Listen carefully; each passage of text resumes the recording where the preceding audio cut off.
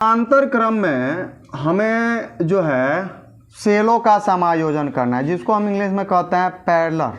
मतलब एक तो सीरीज पढ़ ली है, अब पैरेलल में पढ़ना है। पैरेलल का मतलब यहाँ दिखा दे रहे हैं आप लोग को, जैसे यहाँ पे जो सेल लगे हैं वह पैरेलल में है, दिखाई दिया, देखिए ऊपर नीचे, मतलब जब सेल ऊपर नीचे होगा तो इसको पैरेलल कहते हैं। अगर यही सेल इसके साइड से जुड़ता गया होता है तो उसको सीरीज कहते हैं। अब इसमें करंट कितनी फ्लो होगी वही हमें क्या करना है, गणना करना है। तो ये मान लीजिए 2 सेल हो गया, 3 हो, 4 हो, 5 हो, 10 हो, 20 हो, 25 हो, 50 हो, 100 हो, तब कितना धारा इसमें होगी तो वही हमें निकालना है। जैसे मान लीजिए हम पहला ये सेल बना रहे हैं, यही तो सेल का सिंबल होता है, इसका प्रतिरोध आंतरिक R हो जाएगा, विद्युत वाहक बल E हो जाएगा, पहला हो गया।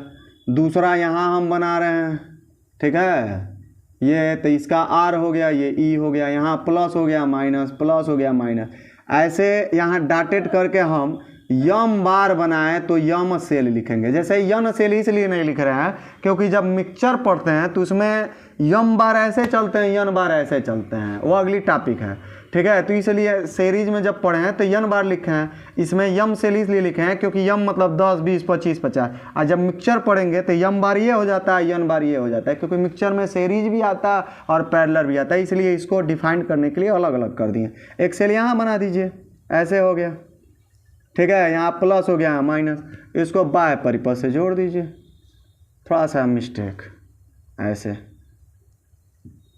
हो गया, परिपथ बन गया, ठीक है, ये बन गई हमारी। अब देखिए बाहर ये बाह्य प्रतिरोध हो गया, यहाँ पे फिगर बन के तैयार, ठीक। धारा प्लस से किधर की तरफ जाएगा, माइनस की तरफ, जोड़ लिया, इधर आएगा, ठीक। अब देखिए इसमें टोटल विद्युत वाहक बल कितना होगा, कुल इलेक्ट्रोमोटिव फोर्स निकालिए, विद्युत वाहक बल।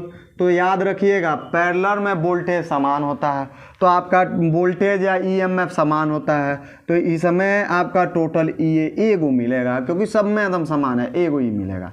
मगर वही कुल अगर आंतरिक प्रतिरोध निकालते हैं, इंटरनल रेजिस्टेंस, कुल आंतरिक प्रतिरोध तो कितना हो जाएगा, चूंकि पैरेलल में आप पढ़े होंगे पिछले चैप्टर 6 वाले में, 1/R इक्वल टू होता है 1/R1 plus 1/R2 plus 1/R3, ये और भी जितने जोड़ेंगे उतने लिखते चलेंगे।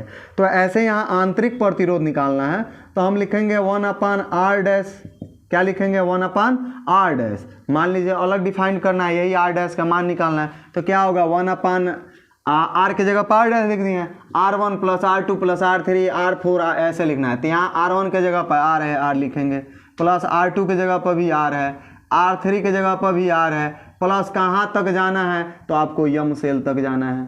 कितने सेल तक जाना है, तो यम। अब देखिए इसका बेस बराबर है, तो 1/R बेस 1 लिख लीजिए, और 1 प्लस 1 प्लस 1 प्लस 1, ऐसे मान लीजिए 3 है, 3 जोड़े हैं, 4 है तो 4 जोड़ेंगे, 10 है तो 10 बार जोड़िए, 1 धन 1 धन 1 तो 10 आएगा, 12 रहेगा तो 12 बार जोड़ेंगे, 13 रहेगा 13 बार जोड़ेंगे। इसके मतलब आप 10 बार जोड़ रहे हैं, 20 बार जोड़ रहे हैं, 25 बार, यम बार जोड़ रहे हैं, तो यहाँ पे यम लिख देंगे। यहाँ से एक काम करिए, R डैश का मान निकालिए। तो R डैश का मान कैसे निकलेगा, इसको ऊपर भेजिए, नीचे वाले को नीचे आना है, तो क्रॉस मल्टीप्लिकेशन करके निकालेंगे तो वही आएगा, उससे बढ़िया इसको पलट दीजिए। तो R डैश बराबर क्या होगा, ये ऊपर चला गया, 1 से भाग देंगे वही रह जाएगा, इसको ऊपर करेंगे तो R बट्टे क्या हो जाएगा, यम।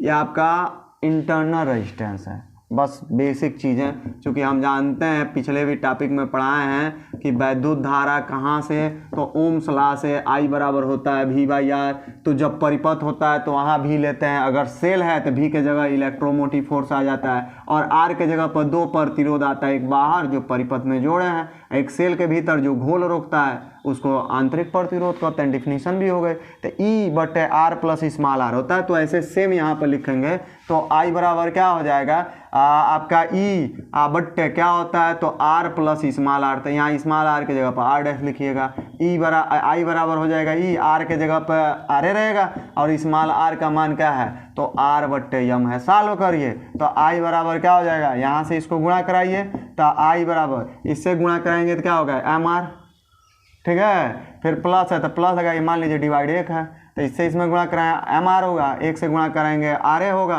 और नीचे यम, यम ऊपर चला जाएगा तो आपका आई इक्वल टू क्या हो जाएगा M E upon M R plus small r. ठीक है, ये आपका टोटल आपका वैद्युत धारा है ये।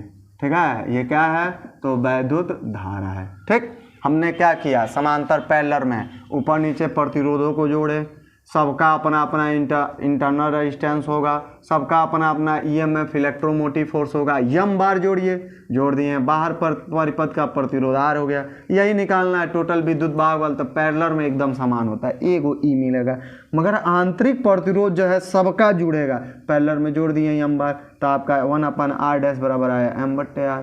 तो अगर r डैश निकालते हैं तो r/m हो जाएगा। वैद्युत धारा हम जानते हैं I बराबर क्या होता है E/r plus r dash, E/r dash का मान क्या है m/r, इससे मल्टीप्लाई वगैरह कर लेंगे, इससे इसमें किए, इससे इसमें नीचे का नीचे ये हो गया, यहाँ से यम ऊपर चला गया, वो हो गया आपका वैद्युत धारा। जी सर, हो गया ना, गुड।